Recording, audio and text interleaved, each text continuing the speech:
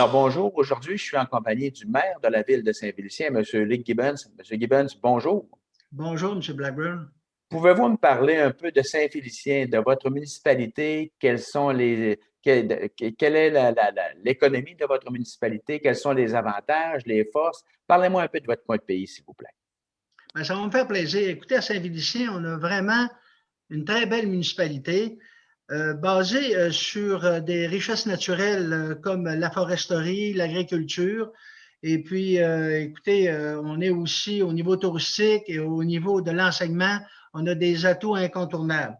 Permettez-moi peut-être d'en parler plus spécifiquement. En agroalimentaire, vous savez, à Saint-Félicien, là, on a le groupe Bleuet Sauvage du Québec qui exporte dans 35 pays. Donc, c'est pas rien, c'est partie de chez nous. On a aussi les serres toundra, un exemple là, que je pense que de plus en plus au Québec, on est au courant qu'à Saint-Félicien, c'est les serres toundra. Avec une expansion, la troisième phase va permettre en fait 28 hectares en production. Donc, c'est pas rien. On a aussi la ferme Olofé. Peut-être que ça vous dit rien, mais c'est en fait la première usine de transformation d'avoine au Québec. Donc, c'est chez nous aussi de l'avoine biologique. Donc, aussi plusieurs producteurs biologiques de fromage. On fait même de la bière bio. Donc, au niveau de l'agriculture chez nous, là, je pense qu'on est très bien choyé. Aussi au niveau de la foresterie. Bien sûr, on a résolu avec son usine de pâte, avec aussi une usine de bois d'œuvre. On a produit forestier Lamco, bois d'ingénierie. On a des granules LG, qui font des granules depuis déjà 20 ans. On a Greenleaf Power, c'est une cogénération qui ramasse les déchets de toutes les scieries autour du lac et même vide des sites de dépôt pour faire du courant, un contrat avec Hydro-Québec. Puis autour de ça, de la foresterie, ben, ça amène beaucoup d'activités économiques. Vous avez les transports, les garages, tous ceux-là qui travaillent en forêt. Ben, je pense qu'on a une belle grappe industrielle chez nous au niveau de la forêt. Donc, On a un autre atout, oui, oui. au niveau touristique. Voyez, M. Blackburn, on a beaucoup de choses à Saint-Félicien. Au niveau touristique, on a l'attrait touristique numéro 1 du Saguenay-Lac-Saint-Jean, le zoo sauvage de Saint-Félicien. En fait, c'est dans les 10 zoos, il est dans les 10 zoos, les plus beaux zoos au Canada. Donc, c'est pas rien.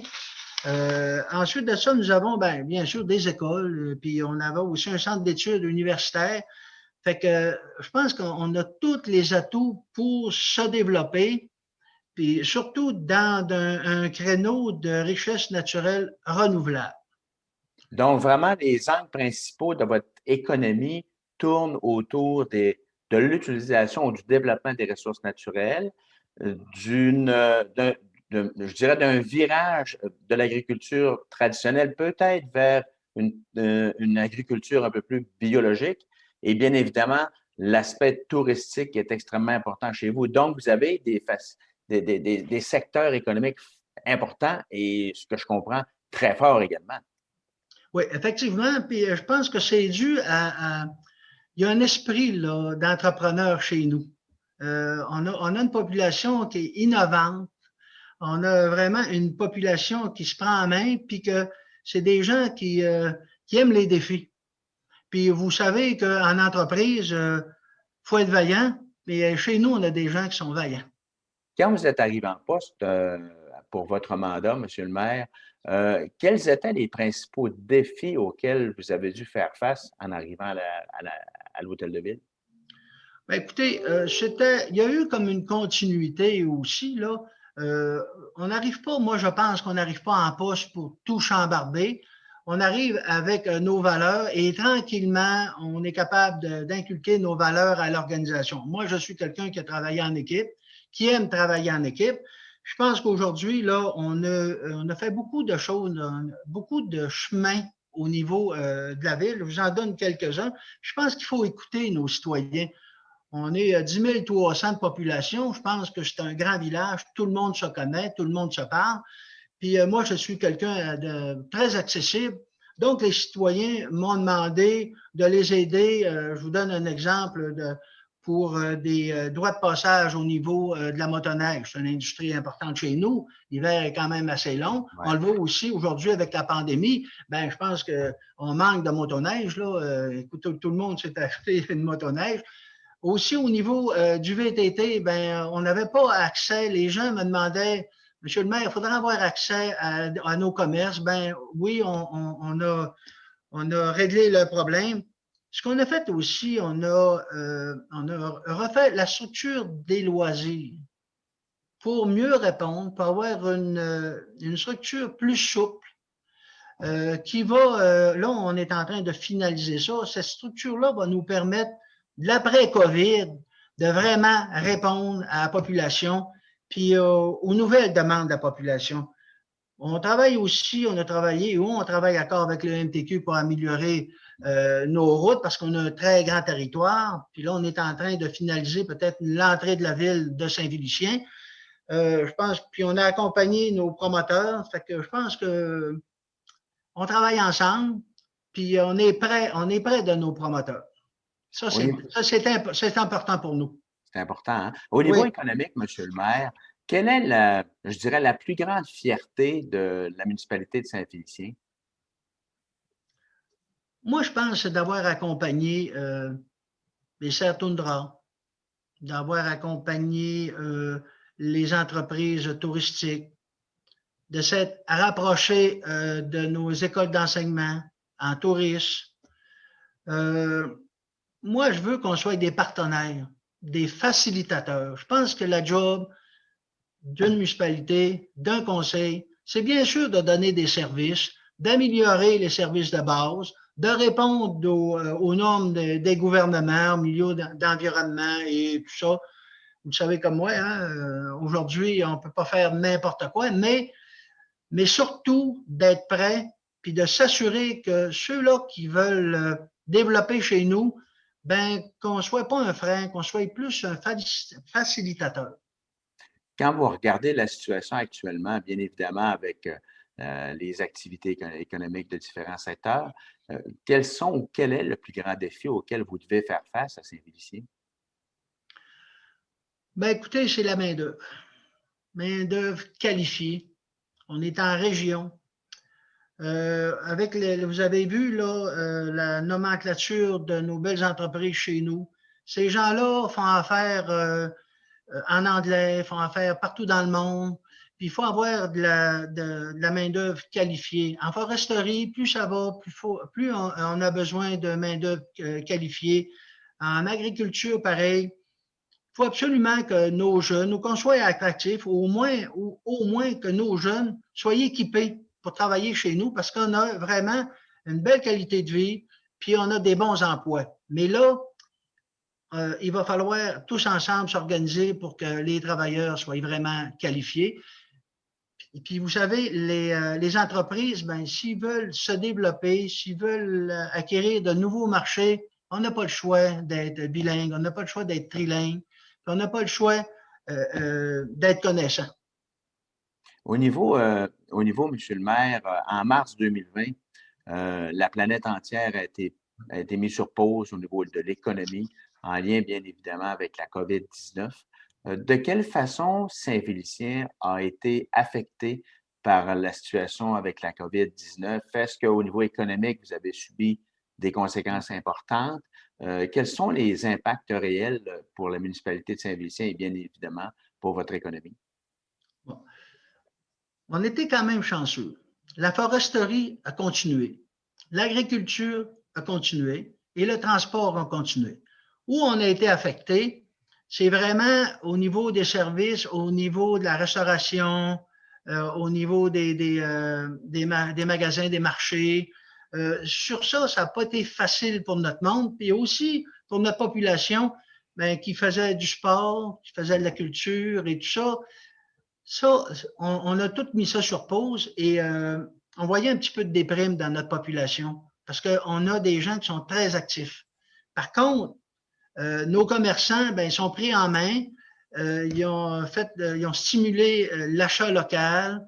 Nos restaurateurs, ils ont imaginé toutes sortes de façons pour quand même nous permettre d'aller au restaurant, mais d'aller au restaurant chez nous, si je peux prendre le terme. Ouais. Et puis, au niveau, par contre, parce qu'on est dans un endroit, grand endroit qu'on peut faire du sport extérieur, on peut faire de la marche, on a un centre de ski, on peut faire du vélo de montagne, le vélo est à la mode. Écoutez, ça a été comme une soupape pour notre monde, mais notre monde a sorti dehors, notre monde a appris à faire du ski de fond. J'ai vu des gens qui faisaient longtemps qu'ils n'avaient pas fait de ski de fond. Les gens marchent beaucoup à Saint-Félicien. Fait que les gens sont tenus en forme. Donc, vous avez réussi malgré tout, dans le contexte de la COVID, à faire un virage rapide pour permettre à vos citoyens d'avoir accès à des infrastructures, à tout le moins c'était possible de le faire en respect des mesures publiques, d'avoir accès à ces infrastructures-là. Donc, l'économie, comme vous êtes davantage relié aux ressources naturelles, certains secteurs de ces ressources-là ont été maintenus comme services essentiels. Donc, les conséquences économiques pour Saint-Lucie ont été, je dirais, de moindre mesure si on compare, par exemple, à d'autres municipalités avec des industries qui sont différentes. C'est ce que je comprends. Exactement.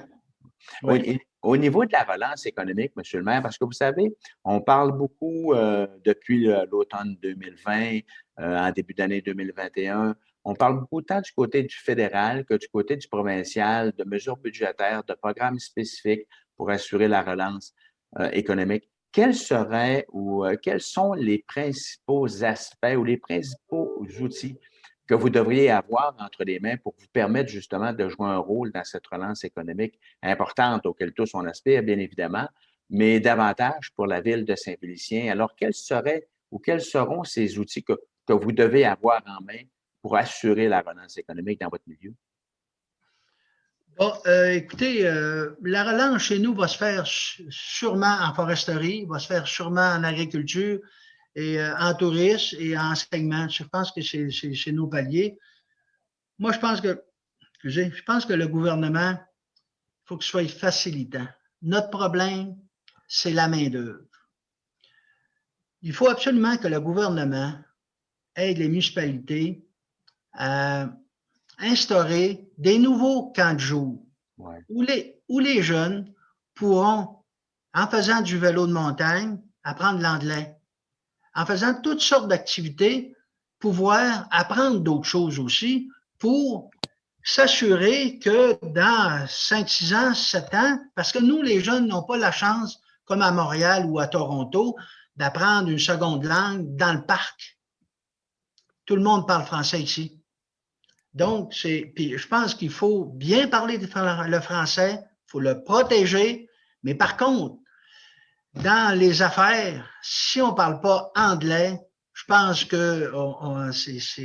on part avec une prise. Là. Je ne vous dirais pas avec 2 prises, mais on part avec une prise. Puis nos gens ici là, sont tellement novateurs que là, on est rendu qu'on se bloque un petit peu à ça. Là. Aujourd'hui, là, même dans le transport, vous voulez avoir une pièce spécialisée. Ouais.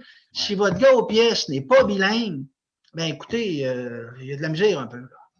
C'est intéressant ce que vous mentionnez. C'est intéressant parce que dans les entrevues jusqu'à maintenant que j'ai eu l'occasion de tenir avec plusieurs maires de plusieurs régions, vous êtes le premier qui soulevait cet aspect-là de l'importance d'abord de maintenir un français de qualité, tant au niveau écrit qu'au niveau parlé, mais également d'avoir la capacité de faire l'apprentissage de d'autres langues. Et c'est intéressant l'angle que vous apportez. Est-ce que c'est principalement en lien avec les entreprises que vous avez sur votre territoire qui, elles, rayonnent à l'international, ou c'est vraiment une volonté du milieu de permettre justement aux jeunes d'avoir accès à d'autres langues? Moi, je pense que c'est un peu des deux. Ouais. Je parlais de Résolu, je parlais de les Bleuets sauvages. C'est tous des gens qui font affaire à l'international. Puis au niveau du transport, en foresterie, c'est tous des gens qui au day-to-day, Ouais. ont besoin d'avoir des gens qui parlent en anglais. Fait que donc, si on veut aussi, c'est une pierre deux coups, là. Si on veut aussi montrer qu'on est ouvert et que les gens d'extérieur arrivent, puis hop, il y a une terre, qu'il y a un coin de pays, qu'on est capable de se parler, qu'on est capable de faire des affaires. Ben, je pense que ça va être gagnant pour tout le monde, ça. C'est intéressant. Monsieur Luc Gibbons, Oui, maire de la ville de Saint-Félicien, merci beaucoup pour cet entretien. merci, puis merci beaucoup.